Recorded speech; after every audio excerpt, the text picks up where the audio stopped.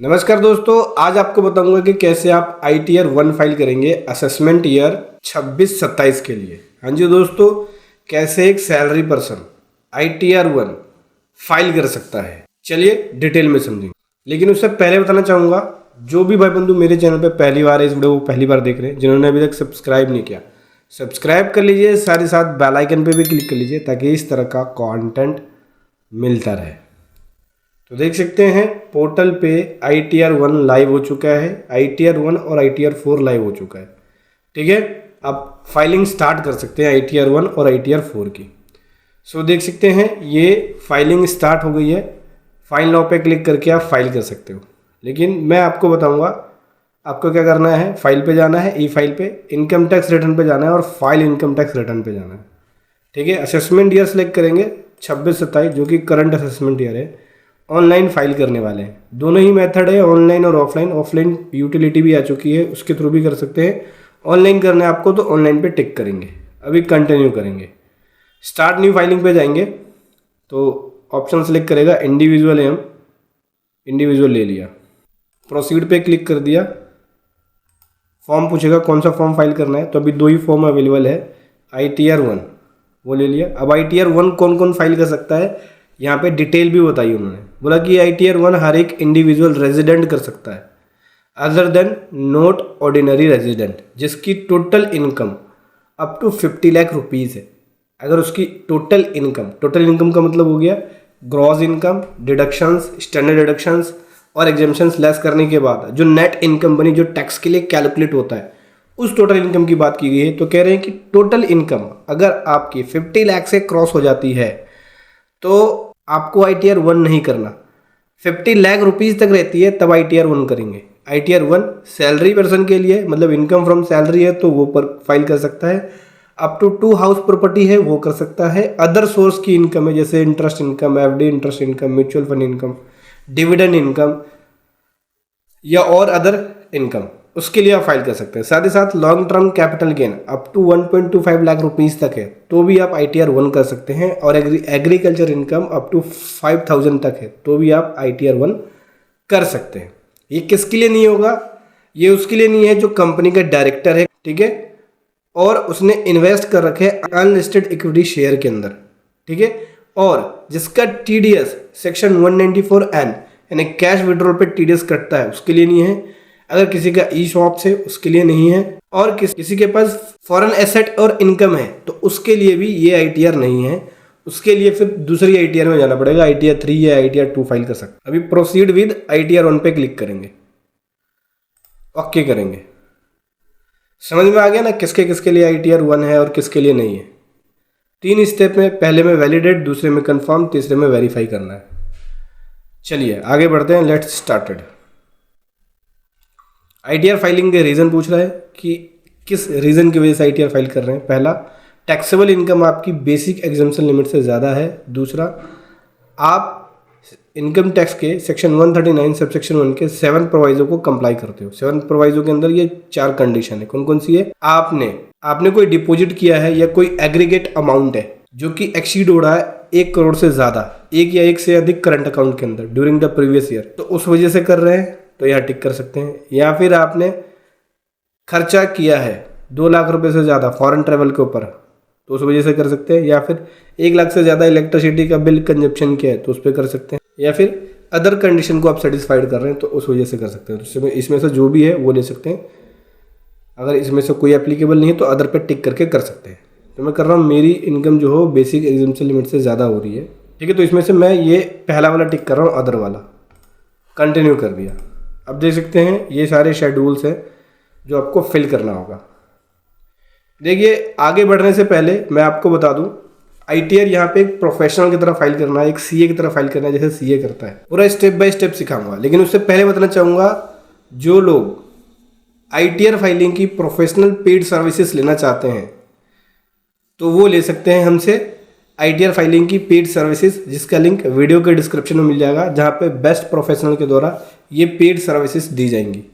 जिनको income tax act की knowledge नहीं है और जिनको नॉलेज नहीं है कैसे फाइल करना है, रूल्स एंड रेगुलेशंस नहीं पता, कंडीशंस नहीं पता, इनकम टैक्स एक्ट के बारे में नहीं पता, तो वो लोग खुद से ना करें, किसी प्रोफेशनल से काम कराएं, क्योंकि अगर आप खुद से गलत करोगे तो नोटिस आ सकता है। आप चाहे तो हमारी पेड सर्विसेज ले सकते हैं, लिंक वीडियो के डिस्क्रिप्शन में है। चलिए आगे बढ़ते हैं।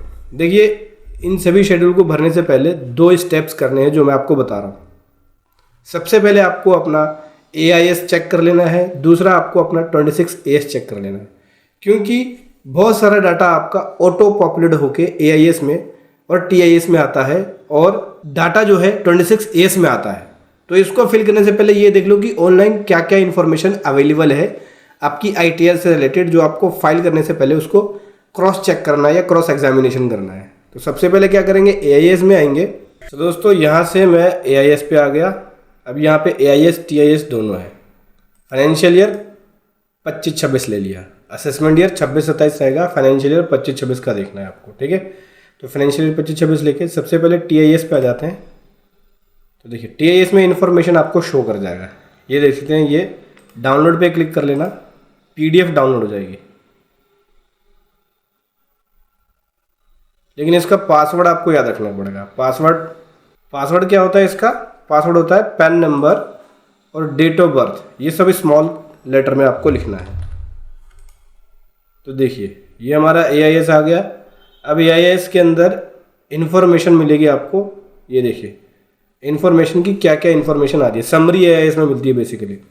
तो यहाँ पे इंटरेस्ट इनकम जो है बैंक से 10,975 का है, यानी बैंक में जो पैसा डिपॉजिट है ये, वैसे ये सेविंग अकाउंट के ऊपर का इंटरेस्ट है। अगर FD का ऊपर होगा तो लिखा रहेगा इंटरेस्ट फ्रॉम FDR। अब ये सेविंग के ऊपर इंटरेस्ट है जो कि 10,975 का है। तो ये इनकम मुझे अपनी ITR में दिखाना होगा, इसीलिए AIS और TIS जरूर चेक करना। तो ये वाली इन्फॉर्मेशन तो नोट कर लेनी होगी। दूसरा, यहीं पे बराबर में आपको AIS दिखेगा, ये AIS है, ठीक है। AIS में डिटेल इन्फॉर्मेशन मिलती है, ठीक है। इसको भी आप यहाँ से डाउनलोड पे क्लिक करके PDF में ऐसे डाउनलोड पे क्लिक करेंगे तो इसका ये PDF डाउनलोड हो जाएगा।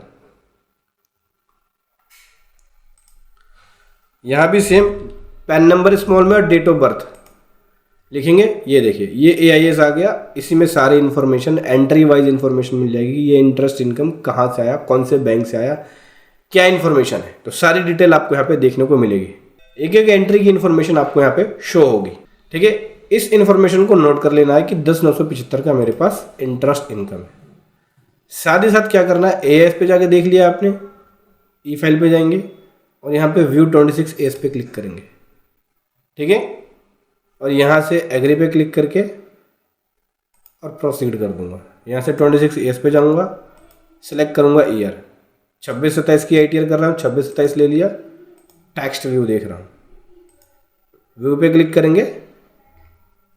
ये देखिए टेक्स्ट व्यू में टेक्स्ट दिखेगा। अगर HTML में देखेंगे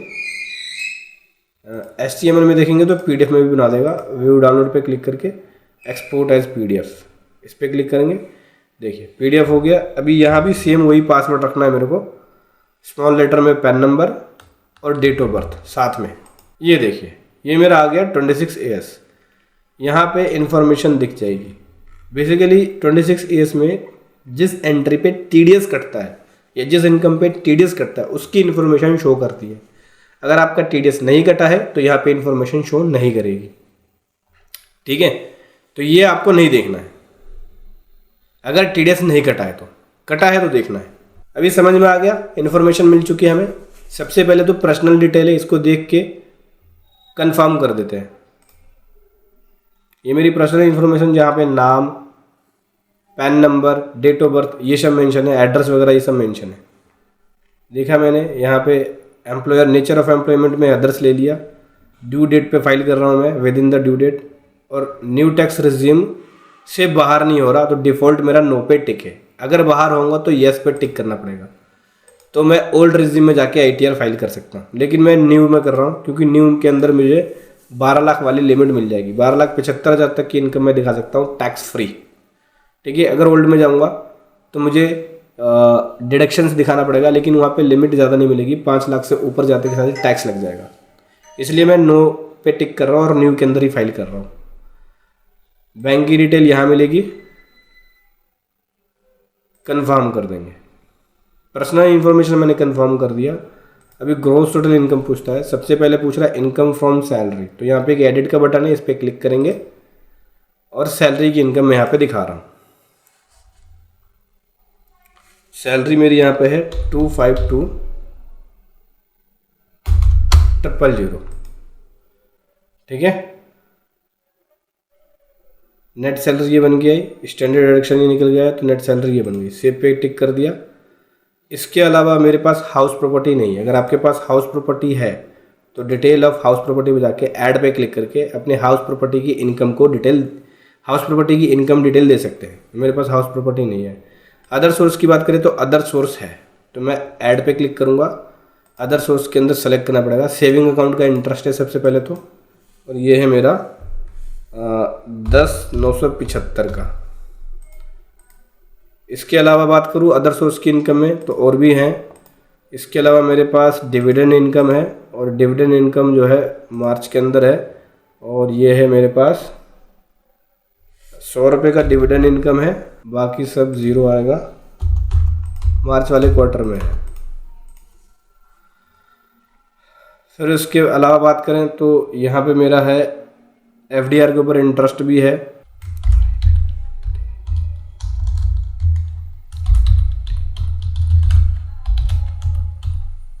एफडी के ऊपर इंटरेस्ट है, और ये 1128 रुपये का इंटरेस्ट है, ठीक है।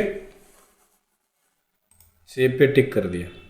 इसके अलावा बात करें तो और भी अदर इनकम है मेरी, जो कि इनकम फ्रॉम अदर सोर्स है।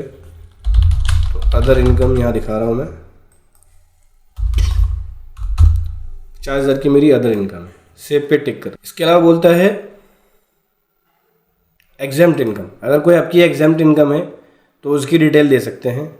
और यहाँ पे कैपिटल गेन की इनकम, वो भी लॉन्ग टर्म वाली कैपिटल गेन इनकम है, तो उसकी रिपोर्ट करेंगे। लेकिन यहाँ पे लिमिट है 1.25 लाख रुपीज़ तक ही लॉन्ग टर्म कैपिटल गेन दिखा सकते हैं। उससे ज़्यादा है तो फिर आपको अदर आईटीआर में फिल करना पड़ेगा, ठीक है। ये हो गया। अभी क्या करना है, कन्फर्म पे टिक करना है। तो मैंने ग्रॉस टोटल इनकम दे दिया। अब ग्रॉस टोटल इनकम मेरे पास 239,203 रुपये का आया, ठीक है। अभी टोटल डिडक्शंस की बात कर रहा है, तो बोल रहा है डिडक्शंस अगर आपकी है तो वो आप दे दो। तो न्यू टैक्स रेजिम में डिडक्शन से मिलेगा 80CCD 2 का मिल जाएगा, 80CCH contribution to Agnipath scheme उसका मिल जाएगा, और कोई अदर डिडक्शन है उसका मिल जाएगा, ठीक है। तो टोटल डिडक्शंस ये अलाउ है न्यू टैक्स रेजिम में अभी फ़िलहाल। कंफर्म पे टिक करेंगे। अब टैक्स पेड की इन्फॉर्मेशन पूछेगा कि टैक्स कितना पेड है। तो देखो यहाँ पे शेड्यूल्ड टीडीएस की आती है डिटेल। अगर आपका कोई टीडीएस कटा है तो इस पर टिक करेंगे और ऐड डिटेल पे क्लिक करके जिस भी पार्टी ने आपका टीडीएस काटा है, वैसे तो ऑटो पॉपुलेट होके आ जाएगा ऑटोमेटिक। अगर नहीं आता है डाउनलोड किया हुआ है तो अगर टीडीएस कटेगा तो आपको यहाँ पे दिख जाएगा। साथ ही साथ उसका टैन नंबर भी शो करेगा। तो टैन नंबर की इन्फॉर्मेशन आपको यहाँ से मिल जाएगी, देख सकते हैं टैन ऑफ द डिडक्टर। तो वो टैन नंबर कॉपी करके यहाँ पेस्ट करना है। फिर नेम क्या है डिडक्टर का वो भी 26A से मिल जाएगा। कितना अमाउंट सैलरी का था जिस पे आपका टीडीएस कटा है, वो सैलरी का अमाउंट, और टीडीएस कितना कटा है उसकी इन्फॉर्मेशन, उसका अमाउंट यहाँ रिपोर्ट कर देंगे, ठीक है। फिर सेव पे क्लिक कर देंगे। अगर नहीं है कुछ भी तो यहाँ पे 0 दे सकते हैं या फिर बैक कर सकते हैं। मेरा कुछ भी नहीं है यहाँ पे। सैलरी इसके अलावा अदर सोर्स की इनकम पे कटा है या और कोई अदर इनकम पे कटा है तो उसकी इन्फॉर्मेशन इसी प्रकार से देनी पड़ेगी। टैन नंबर, पार्टी का नाम, टीडीएस जो कटा है वो किस सेक्शन के अंदर कटा है, कोई और सेक्शन है तो कौन सा सेक्शन है या सेक्शन सेलेक्ट करना पड़ेगा, कितनी ग्रोथ रिसीट्स है, ठीक है, कौन से ईयर का डिडक्शन है, कितना आप टैक्स डिडक्टेड हुआ और कितना क्लेम कर रहे हो आप, ठीक है, दिस ईयर के अंदर, तो उसकी डिटेल देनी पड़ेगी। साथ ही साथ यहाँ पे टीसीएस की डिटेल, और अगर कोई आपने एडवांस टैक्स या सेल्फ असेसमेंट टैक्स पेड किया होगा तो उसकी इन्फॉर्मेशन मिल जाएगी। उस हिसाब से जब टीडीएस टीसीएस की डिटेल्स को फिल कर लोगे तो बता देगा कि टोटल टैक्स कितना पेड है, क्योंकि जो टीडीएस कटा है वो भी हमारा टैक्स पेड है, तो बता देता है कि इतना टैक्स पेड है। समझ में आया? उसके बाद वेरीफाई योर लायबिलिटी पे जाएंगे। आपकी यहाँ पे लायबिलिटी आएगी, उसको वेरीफाई करना है। जैसे ग्रोस टोटल इनकम ये आ गया, डिडक्शन 0 है तो नेट इनकम ये बन गया, टैक्स पेबल 0 बनेगा। टैक्स पेबल 0 क्यों बनेगा? क्योंकि मैंने आपको बताया कि 12,75,000 तक की इनकम जो होगी वो टैक्स फ्री होगी, उस पर रीबेट वगैरह मिल जाता है। हालांकि यहाँ पे जो है 239 है तो ये बेसिक एग्जम्पशन लिमिट से कम है। अब मैं आपको सैलरी के अंदर चेंज करके दिखाता हूँ। मैं यहाँ पे सैलरी इनकम 12,75,000 की है तो हम यहाँ पे लेते हैं 12,52,000 रुपये टोटल इनकम लेते हैं, तो 75 का डिडक्शन मिलके 11,70,000 हो गया। ये एग्जांपल के लिए बता रहा हूँ आपको, बाद में चेंज करेंगे जो हमारी एक्चुअल इनकम है। तो अभी देखिए टोटल इनकम, सैलरी इनकम वगैरह मिला के टोटल इनकम मेरी कितनी बन गई, 12,39,000। कन्फर्म पे टिक कर दिया, ठीक है। टैक्स डिडक्शंस की बात करें तो डिडक्शंस कुछ भी नहीं है, इसको भी कन्फर्म कर दिया। टैक्स पेड की बात करें तो यहाँ पे टैक्स कैलकुलेट होगा, यहाँ भी हमारा टैक्स कुछ भी कटा नहीं है, ये तो पहले ही बता दिया था। अब टैक्स लायबिलिटी देखें, 40,000 रुपये की लायबिलिटी बता रहा है। ये कैसे बता रहा है समझेंगे। ग्रोस टोटल इनकम ये आया, 12,39,000 की इनकम आई, तो टैक्स इस पर बना 65,000 रुपये का। रिबेट 26,800 मिल गया। टैक्स पेबल आफ्टर रिबेट 39,200 आया। हेल्थ एजुकेशन से सी आया, टोटल टैक्स मेरा 40 बनेगा, क्योंकि मेरी इनकम 12 लाख से ऊपर क्रॉस हो रही है। तो 75,000 डिडक्शंस, 75,000 का जो डिडक्शंस है वो तो अलग से मिल रहा है। वो मिलने के बाद भी मेरी इनकम 12,75 हो रही है। अगर मेरी इनकम 12 लाख रुपए होती, उसमें 75 लेस करते तो 12 लाख से कम हो जाती, लेकिन अभी क्या हो गया, 12,39,000 रुपये आ गया, जिसकी वजह से टैक्स यहाँ बन गया 65,000 रुपये का। रिबेट 87A के अंदर मिलता है। यहाँ पे जो टैक्स बना है वो मार्जिनल टैक्स रिलीफ के हिसाब से बना है, जो मार्जिनल रिलीफ होता है उसके अकॉर्डिंग टैक्स बनता है। तो ये बोल रहा है कि 40,000 रुपये का आपको टैक्स भरना पड़ेगा, जिस पे इंटरेस्ट लगा के टोटल टैक्स लायबिलिटी इतना बनाता है। अभी मैं अपनी इनकम 12 लाख के अंडर रखता हूँ, दिखाता हूँ मैं आपको, क्योंकि 50,000 तो यही, 12,50 तो यही हो गया, और 50,000 रुपये की मेरी अदर सोर्स की इनकम आ रही है उठ के लगभग 62,000 के आसपास। तो ये मेरी 13 लाख रुपये इनकम जा रही है। देखिए ना, 12.5 लाख रुपये यही हो गया। अब यहाँ से दिखाता हूँ आपको, देखो बैक करेंगे, 12,52,000 ये हुआ, 62,000 ये हुआ। तो अगर आप टोटल को जोड़ोगे तो 13 लाख क्रॉस हो रही है, ठीक है। इस वजह से मेरा टैक्स बन रहा है। अभी मैं विद इन द 12 लाख की लिमिट के अंदर रखता हूँ अमाउंट को, ठीक है। तो यहाँ पे मैं रख रहा हूँ 11.5 लाख एग्जाम्पल के लिए, कम रख लेते हैं, 11,40,000 रखते हैं, और क्योंकि 62 वो भी है, तो 11,30,000 रुपये रखते हैं। 11,30,000 रुपये आ गया, सेव पे क्लिक किया, 75 का डिडक्शंस अलग से मिला, 10,55 बन के आया, 62 ये जुड़ा, 11,17,000 परफेक्ट है। ओके करेंगे, डिडक्शंस कुछ भी नहीं है, ये भी ओके कर दिया। टैक्स पेड की बात करें तो टैक्स पेड 0 बन गया। लायबिलिटी की बात करें तो लायबिलिटी पे आते हैं, अब दिखाता हूँ मैं आपको, 11,17,203 ग्रॉस टोटल इनकम बनी, राउंड ऑफ में ये इनकम बन गई। बोलता है कि टैक्स इसके ऊपर बनता है 51,720, और 87A का रिबेट पूरा मिल जाएगा 51,720, क्योंकि मेरी इनकम 12 लाख के अंडर है टोटल इनकम, अदर सोर्स और सैलरी इनकम को मिला के, इसलिए पूरा मिल गया है ना। जब भी इनकम आपकी 12 लाख के अंडर रहेगी तो पूरा रिबेट मिल जाएगा, 12 लाख से ऊपर जाएगी तो टैक्स बन जाएगा। मार्जिनल टैक्स कुछ ना कुछ बनेगा आपका, समझ आया। इसको और दूसरे तरीके से समझाते हैं एक बार और। अभी अपनी इनकम लेके चलेंगे 12,01,000 रुपये के आसपास, तो मैं क्या करूंगा, टोटल इनकम मेरी कितनी बन रही है, 11,17,000, यानी लगभग मैं इसको 83,000 से इंक्रीज कर देता हूँ। 11,30,000 रुपये प्लस 83,000, 12,13,000 रुपये यहाँ पे मैं लिखूंगा।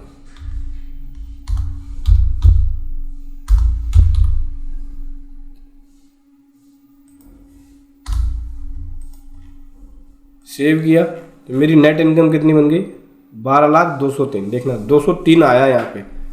अब मैं आपको टैक्स दिखाता हूँ। कंफर्म पे क्लिक करेंगे, डिडक्शंस तो कुछ है ही नहीं, एक बार दोबारा कंफर्म करेंगे डिडक्शंस।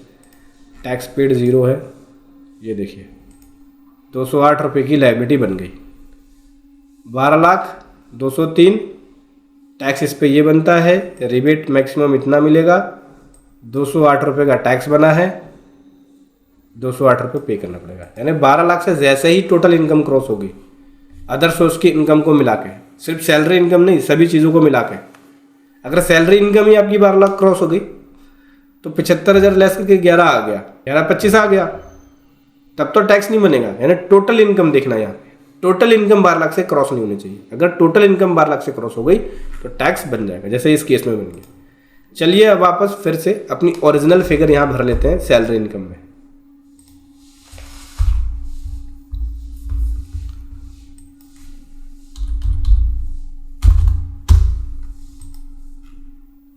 मेरी सैलरी इनकम की ये ओरिजिनल फिगर है 39,203 मेरी नेट इनकम बनी है। कंफर्म कर लिया, डिडक्शंस कुछ भी नहीं है, इसको भी कंफर्म कर दिया। टैक्स पेड 0 है, इसको भी कंफर्म कर दिया। लायबिलिटी मेरी 0 हो गई, ठीक है, इसको भी कंफर्म कर दिया।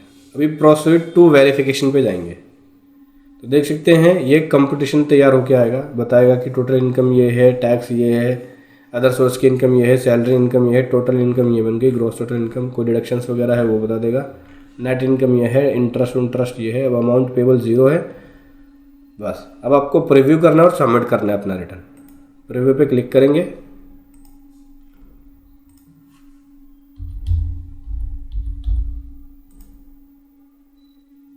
सीधा वैलिडेशन पे पहुंच गया और वैलिडेट करके सक्सेसफुली वैलिडेट कर दिया।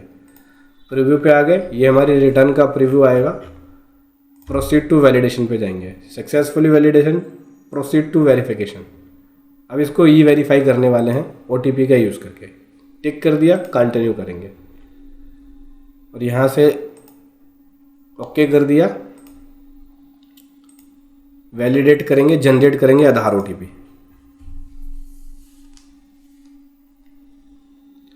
चलिए अब यहाँ लिख लेते हैं OTP।